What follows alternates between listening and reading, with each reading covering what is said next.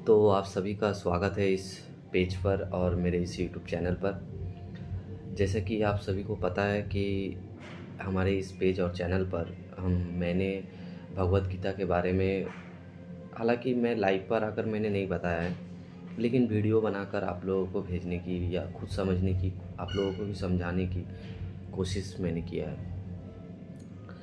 अब मैं सोच रहा हूँ कि इसे लाइव, जिस तरह से मैंने 5-6 वीडियो पहले भी लाइव आकर मैंने बताया है आप सभी को, उस तरह से ये कंटिन्यू रखूँ। हालांकि थोड़ी तबीयत ख़राब की वजह से मैं डेली नहीं आ पा रहा हूँ अभी, लेकिन कोशिश करूँगा धीरे धीरे डेली आप सभी के लिए इस तरह की आध्यात्मिक वीडियो वगैरह बनाते रहूँ। तो हालांकि गीता भी एक मोटिवेशनली की किताब ही है, अगर देखा जाए तो ये पूरी लाइफ के मोटिवेशनल किताब। तो इसीलिए मैंने इस किताब को चुना है ताकि मैं खुद भी समझ सकूं और आप लोगों को भी समझाने की कोशिश कर सकूं। अब ऐसा नहीं है कि मैं जो कह रहा हूँ वहीं तक अंत है इसका समझना। जो वर्ड इसमें लिखा हुआ है वो वर्ड आप लोग भी सुनने की कोशिश कीजिएगा और अपने तरीके से समझने की भी कोशिश कीजिएगा। हालांकि मैं थोड़ा और बढ़ावा दूंगा और मैं डिस्क्रिप्टिव में बताऊंगा ताकि आप लोगों को अच्छे भी लगे। तो आप लोग बने रहिए। जैसे कि हम लोगों ने 15वें अध्याय तक अपना कार्य किया है। 15 अध्याय 1 और 2 श्लोक दोनों हो चुके हैं। तो मैं आज शुरू करूँगा तीसरा और चौथा श्लोक। यहाँ पर तीसरे श्लोक में कहा गया है कि अगर श्लोक पढ़े हम लोग, न रूपमस्येह तथोपलभयत नानान्तो न चार्दिन च संप्रतिष्ठा अश्चत्यमेनं सुविरूढमूलमसङ्गशस्त्रेण ढूढ़ेन छित्त्वा। तो इसका अर्थ यहाँ पर बताया गया है। कृष्ण जी कह रहे हैं इस संसार रूपी वृक्ष के वास्तविक स्वरूप का अनुभव इस जगत में नहीं किया जा सकता। मतलब ये वृक्ष कहने का मतलब मैंने अपने पिछले भी वीडियो पर आप सभी को बताया है कि ये संसार रूपी वृक्ष, यानी हमें वृक्ष की तरह देखना है इस पूरे संसार को। वृक्ष का क्या होता है? वृक्ष है जिसका ऊपरी भाग रहता है और नीची भाग माटी के अंदर रहता है। नीचे के जो भाग है वो सारे शाखाएं हैं जो नीचे की तरफ जा रहे हैं और ऊपर की तरफ जड़ें हैं। अब ऊपर की तरफ जो है वो है परमात्मा, या आप इसे गॉड भी समझ सकते हो, भगवान भी समझ सकते हो। और नीचे की तरफ जो जा रही है सारी शाखाएं वो है प्रकृति, जिसमें हम लोग सभी हैं। अब कहते हैं कि जो जड़ें हैं ऊपर की तरफ जा रहे हैं, कुछ जड़ें नीचे की तरफ भी शाखाएं के साथ रहते हैं, जो माटी के ऊपर सरफेस के ऊपर वो अपना फैलावा रखते हैं। तो वो एक्चुअली संसार से इस तरह से उन्होंने इसमें व्याख्या दिया है कि ये जो जड़ें चारों तरफ है ये काम से उत्पन्न होने वाली आसक्ति है जो मनुष्य को बांध के रखता है। और ये सारे प्रकृति जो है, सभी प्रकृति ये 3 गुणों से ही बना हुआ है। तो ये 3 गुणों में से एक है ये काम आसक्ति जो मैंने बताया, और एक और है मोह, और एक और है सद्गुण ज्ञान रूपी। ये जो मैं कर भी रहा हूँ ये ज्ञान देना, ये भी सद्गुण में है, लेकिन ये भी एक बंधन ही है, इससे एक अहंकार भी पैदा होता है। तो इन सभी से छूटने का एक ही रास्ता है कि ना हमें इस सभी गुणों में पढ़ना है मतलब इस गुणों में ना हमें फंसना है, और हमें इसके बाहर इस जो जंजाल है, अगर बोले इस गुणों सभी गुणों के जंजाल से हमें बाहर आना है। बाहर आने का पिछले अध्याय में बताया गया था कि आप इसे दृष्टावान समझ के देखिए कि सामने एक मूवी चल रहा है, आप पूरा देख रहे हैं इसको कि मूवी पे जैसे जैसे हम लोग सिनेमा में देखते हैं, मूवी वगैरह में एक्शन होता है, रोमांटिक सीन, इमोशन सीन, तो हर तरीके के सीन मिलाकर हम लोग देखते हैं। तो हम लोग क्या होते हैं, हम लोग दृष्टिवर्ता, मतलब हम लोग देखने वाले होते हैं। उसी तरह अपनी ज़िंदगी को भी हमें सिर्फ देखने वाला बनना चाहिए कि जो भी हो रहा है हम लोग बस देख रहे हैं और कुछ नहीं, सिर्फ देख रहे हैं। तो इस तरह से देख कर क्या हम समझ सकते हैं कौन सा गुण हमारे ऊपर हावी हो रहा है, कौन सा गुण नहीं। ये 3 गुण में से कौन सा क्या हो रहा है। तो देखने वाला बनेंगे तो इसको समझ पाएंगे। अब इसके हावी होने से बचने का कारण भी एक और है। इन सभी गुणों से जो भी भाव पैदा हो रहा है, सभी भाव को समभाव में रखना। सुख हो रहा है तो सुख और दुख जो भी है उसमें भी समभाव रहना। इस तरीके से हम लोग इस चीज़ों को देख सकते हैं और इससे छूटने का रास्ता मिल सकता है। अब हालांकि 15वें अध्याय में इसको और भी अच्छी तरीके से बाहर आने का रास्ता बताया है। जैसे इस संसार रूपी वृक्ष के वास्तविक स्वरूप, ये पूरी संसार का अगर हम लोग वृक्ष समझें तो इसका वास्तविक माने प्रैक्टिकल स्वरूप अगर हम लोग देखें तो वो अनुभव करना इस जगत में एक्चुअली नहीं किया जा सकता। वही ये कह रहे हैं, क्योंकि ना तो इसका आदि है और ना ही इसका अंत है। अब ये सोचिए ना, हम लोग तो नॉर्मली ये जानते हैं वृक्ष क्या है, जो उसका जड़े नीचे तरफ जा रहा है और गाछ ऊपर की तरफ हो रहा है उसका जड़े, तो एक हाइट तक होता है, उससे ज़्यादा नहीं हो पाएगा। उसी तरह नीचे का तरफ भी शाखाएं फैल रही है, ज़्यादा दूर तक नहीं फैलती है, लेकिन ये पूरा संसार ब्रह्मांड बहुत बड़ा है। तो इसमें ऊपर की जड़ें बढ़ती जा रही है या नीचे की शाखाएं फैलता जा रहा है, फैलता रहा। इतना है कि आप इसका शुरुआत कहाँ है अंत कहाँ है नहीं समझ पाएंगे। तो इसका वास्तविक स्वरूप भी अनुभव करना पॉसिबल नहीं है। तो और ना ही इसका कोई आधार भी नहीं है। अत्यंत दृढ़ता से स्थित इस ब्रिज को एकमात्र तभी समझा जा सकता है अगर आप केवल वैराग्य रूपी हथियार का द्वारा ही काटा जा सकता है। इसमें ये कह रहे हैं, मतलब इस वृक्ष को अगर समझना है और इन सभी गुणों से बाहर आना है तो एकमात्र उपाय है कि वैराग्य रूपी, देखो मन के वश में करने के लिए अभ्यास तो जरूरी है। अब ये सिर्फ अभ्यास से मन को वश किया जा सकता है, लेकिन अगर वैराग्य दिया जाए इसमें तो एकदम पकड़ इसमें आ सकती है। अब वैराग्य क्या है? वैराग्य रूपी हथियार, वैराग्य एक ऐसा है जो एकदम सभी चीज़ों से कुछ नहीं चाहिए उसे ज़िंदगी में, ना किसी से कुछ चाहिए, ना किसी को देना है, ना किसी से कुछ लेना है। संसार से उसका कोई मतलब नहीं है, संसार से वो सब में है, संसार में है, लेकिन संसार से ना कुछ उसे लेना है ना कुछ उसे देना है। तो उसके अंदर में सारे इस तरह से इस डिज़ायर ख़त्म हो जाते हैं।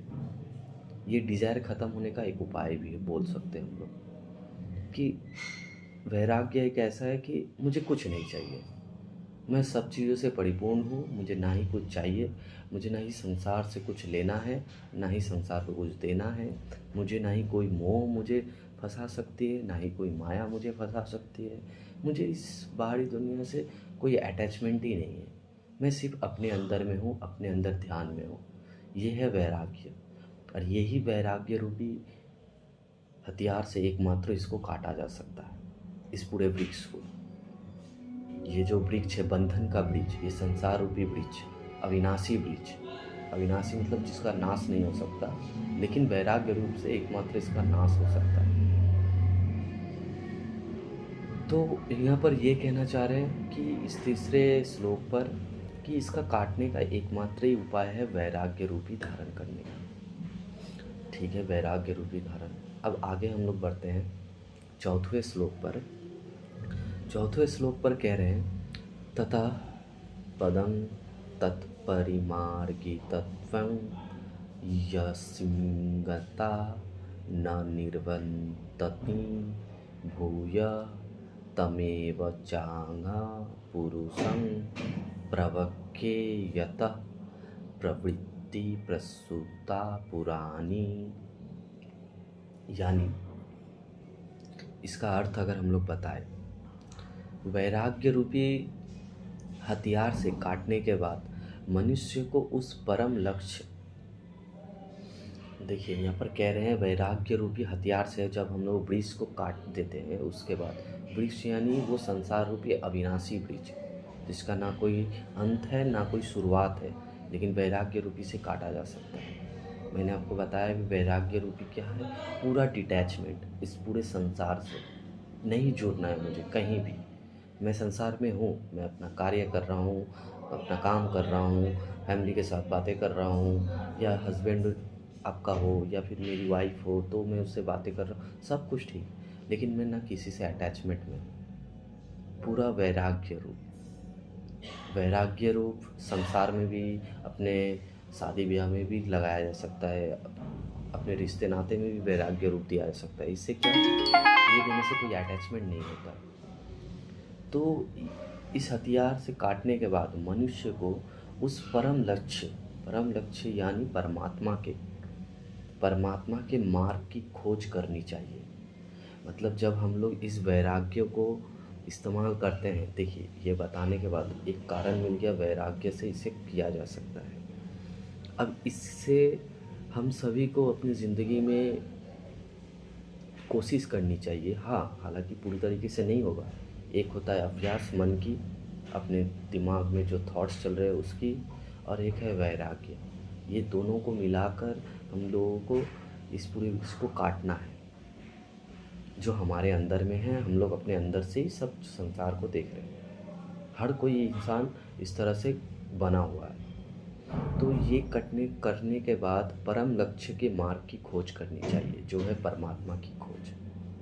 जिस मार्ग पर पहुंचा हुआ मनुष्य इस संसार में फिर कभी वापस नहीं लौटता है। ये वो मार्ग है जो परमात्मा की खोज के तरफ चला जाता है, और वो फिर वापस संसार में नहीं आता है। मतलब वो है इधर, यहाँ पर है, पर वो संसार को, ये अविनाशी जो वृक्ष संसार है, उसको काटने के बाद वो पूरी तरह परमात्मा की खोज में लीन हो जाता है। वैराग्य तरीके से जीवन धारण करने के बाद उसके बाद क्या हो रहा है, फिर कभी वापस नहीं लौटता है। मतलब जो इस मार्ग पर पहुंच जाता है फिर वो कभी वापस नहीं लौटता है। फिर मनुष्य को उस परमात्मा के शरणागत हो जाना चाहिए। शरणागत मतलब शरणागत, उस परमात्मा, वो जो परमात्मा है, वो परमात्मा के शरण में आ जाना चाहिए। जिस परमात्मा से इस आदि रहित संसार रूपी वृक्ष की उत्पत्ति और विस्तार होता है। देखिए, उस परमात्मा से ये पूरी संसार, ये पूरी क्रिएशन, ये वृक्ष भी उस परमात्मा से ही निकला हुआ है। तो हम लोग जब इस वृक्ष को काट देते हैं, संसार को जो हम लोग अविनाशी वृक्ष के रूप में देख रहे हैं, ये संसार का जो भी माया मोह हो गया, फिर जाकर काम के प्रति आसक्ति हो गया, सद्गुण हो गया, इन सभी गुणों को काट कर, इस बंधन से बाहर आकर, ये जो अविनाशी वृक्ष है, इस वृक्ष को काट कर, इस वृक्ष को काटने के बाद हमें उस परमात्मा की खोज में चले जाना चाहिए वैराग्य रूप से। अब ये वैराग्य आप कहेंगे तो इसका मतलब मैं काम धाम छोड़ दूँ, किसी के साथ शादी ना करूँ, फैमिली के साथ ना रहूँ, संन्यास ले लूँ, चल जाऊँ, भटकता रहूँ। नहीं, शिव जी ने भी ये कहा है, वैराग्य अगर रिश्ते नाते में भी निभाया जाए तो वो सबसे पृथक और सबसे उच्च वैराग भी कहा जाता है, जो सबके साथ रहकर भी वैराग्य है। वो चीज़ करना है। हम हैं सभी के साथ, काम भी कर रहे हैं, हर चीज़ कर रहे हैं, लेकिन हमें किसी में कोई भी, जो भी हमें अपने आप को जानना है, जो उस वक्त कैसा हमें भाव या कैसा गुण हमारे अंदर आ रहा है, और किसी भी तरह हमें उसे रोकना है। हाँ, हमेशा नहीं होता है, बार बार कोशिश करना है, नहीं भी हुआ तो क्या हो गया, कोशिश तो कर रहे हैं। यही पहला एक नॉलेज है जो हमारे अंदर में, दिमाग में आना चाहिए। जब हम लोग कोशिश कर रहे हैं, नहीं हो रहा है, ठीक है, लेकिन इस तरह से करते एक ना एक दिन इसका हल निकल ही आता है। ये है परमानेंट सोल्यूशन। इसके बाद क्या, पूरे आप अपने अंदर में स्थित हो जाओगे। अपने अंदर में स्थित होने के बाद आपको वो परम आनंद की भी अनुभूति होगी। अब वो परम आनंद परमात्मा का ही आनंद है। देखिए, हमारे अंदर जो आत्मा है, वो आत्मा उस परमात्मा के अंश के समान है, या आप कह सकते हैं वही आत्मा वो परमात्मा भी है। तो हमें उस आत्मा में हमें लीन होना है, उस आत्मा के अंदर में हमें डूबते जाना है, अंदर तक जानते जाना है। इस तरह से जाते जाना है कि हम लोग सब कुछ कर रहे हैं, ठीक है, लेकिन जब भी मौका मिले हम अपने आत्मा के बारे में सोचें, अपने आत्मा का विस्तार से उसके बारे में सोचने का शुरुआत करें। इस तरह से करते करते करते देखिएगा आपका सारा ध्यान आत्मा का अंदर जब आना शुरू हो जाएगा, तो आप इसके अंदर में वो खुशियाँ ढूंढ पाएंगे, वो सारे चीज़ें कंट्रोल करने की, अपने आप को भी, मन को वश में भी करने की सभी चीज़ें वहीं से आप आत्मा को वो जानने के बाद आप कर पाएंगे। तो ये कह रहे हैं उस मनुष्य को उस परमात्मा के शरणागत, मतलब उसके शरण में आ जाना चाहिए, जिस परमात्मा से इस आदि रहित संसार रूपी वृक्ष की उत्पत्ति और विस्तार होता है। उसी परमात्मा से ये सभी चीज़ों की उत्पत्ति हुई है। ये आदि रूपी वृक्ष की भी उत्पत्ति हुई है। ये वृक्ष को कह रहे हैं संसारी, मतलब ये आदि रूपी वृक्ष जो है वो संसार का एक नाम देकर ये अध्याय पर बता रहे हैं। तो ये पूरे संसार यानी इस आदि रूपी वृक्ष, आदि रहित संसार वृक्ष, संसार रूपी वृक्ष भी कहा जा सकता है। तो वृक्ष की उत्पत्ति और विस्तार होता है, यहाँ से इसका उत्पत्ति और चारों तरफ विस्तार होने लगता है। तो ये था 3 और चौथे श्लोक का बारे में।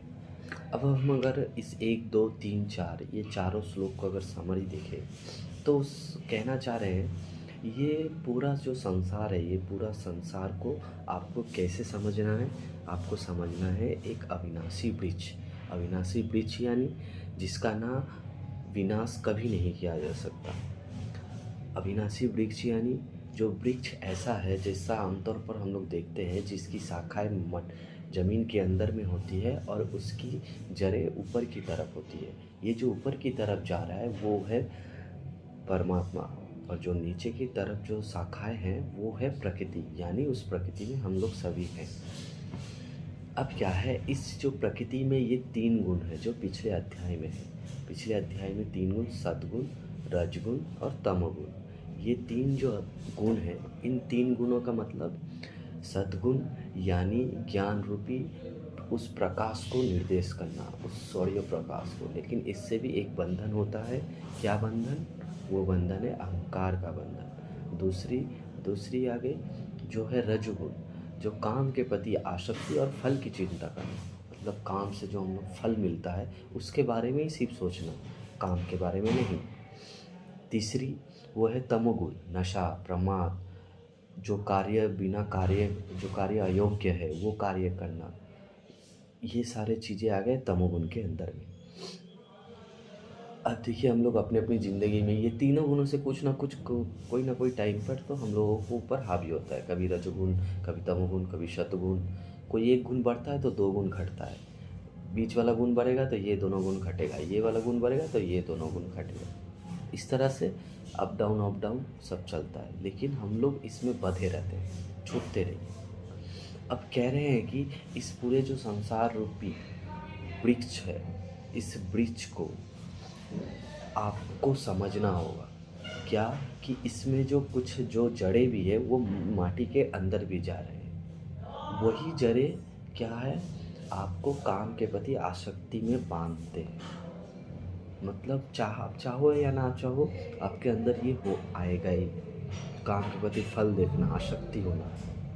तो इससे फिर भी तो कैसे बाहर आए, वो भी 14वें अध्याय में बताया गया है कि आपको दृष्टा रूप से देखना है और सभी भावों को समभाव में रखना है। सुख दुख हो गया, फिर अगर कोई भी कुछ भी बोले, चाहे जो भी हो, आपको एक समभाव में रहना है, अपनी बुद्धि को स्थिर रखकर।